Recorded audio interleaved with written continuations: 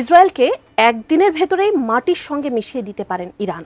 সম্প্রতি এমন মন্তব্য করে রীতিমতো ইসরায়েলের ঘুম হারাম করে দিয়েছেন সাবেক এক মার্কিন সেনা কর্মকর্তা।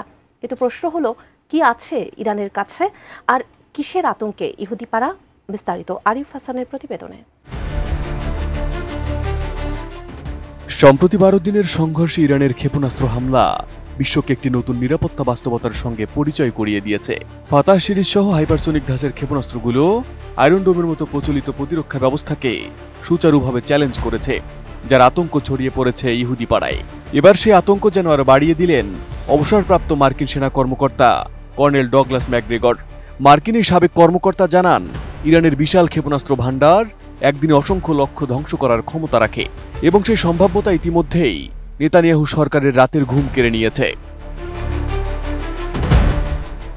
যুদ্ধকালীন পর্যবেক্ষণে দেখা গেছে, ইরানের ক্ষেপণাস্ত্রগুলো কেবল দ্রুতই নয়, তারা কৌশলগতভাবে ম্যানিওভার করে, স্যাচুরেশন কৌশল ব্যবহার করে এবং উচ্চ গুরুত্ব সম্পন্ন স্থাপনা লক্ষ্য ধরে আঘাত করতে সক্ষম।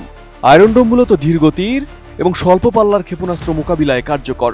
হাইপারসোনিক বা ম্যানিওভারিং ক্ষমতা সম্পূর্ণ ক্ষেপণাস্ত্রগুলো সেই কাঠামোর বাইরে চলে যায়, ফলে ইসরায়েলি প্রতিরক্ষা ব্যবস্থায় ফাঁক দেখা দিয়েছে এবং ক্ষতিগ্রস্ত হয়েছে ইসরায়েলের বহু নাগরিক এবং গোয়েন্দা সুবিধা। 12 দিনের ওই সংঘাতে নেতানিয়াহু বাধ্য হয়েছিল নগরবাসীকে আশ্রয় কেন্দ্রে আটকে রাখতে এবং নিজেও ছিলেন বাংকারে।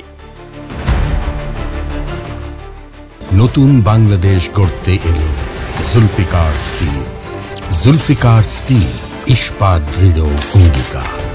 পশ্চিমা সামরিক বিশ্লেষকরা সতর্ক করে বলছেন, ইরান মূলত ক্ষতি করতে চেয়ে ইসরায়েলে হামলা চালায়নি, বরং এটি প্রদর্শন করেছে তাদের কৌশলগত সক্ষমতা।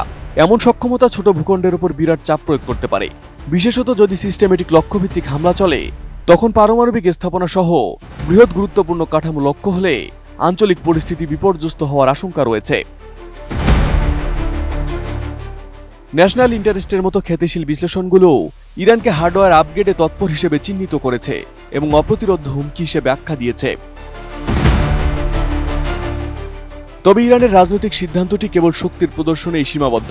বিশ্লেষকরা বলছেন, তৎপরতা থাকা সত্ত্বেও মাথা ঠান্ডা রেখে কাজ করে ইরান। তারা একেবারে ঝটপট সম্পূর্ণ যুদ্ধ শুরু করে না, কারণ কূটনৈতিক জটিলতা এবং উচ্চ মূল্য এখনও তাদেরকে অনেক কিছুই ভাবিয়ে তোলে।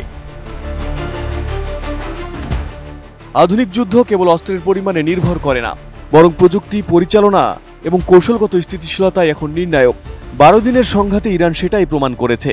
তাদের সক্ষমতা এতটাই যে ধ্বংস না করেই তেহরান, ইসরায়েল ও পশ্চিমাদের বার্তা দিয়েছে, চাইলে তারা 22,000 বর্গ কিলোমিটারের ইসরায়েলকে নিমিষেই মাটির সঙ্গে মিশিয়ে দিতে পারে।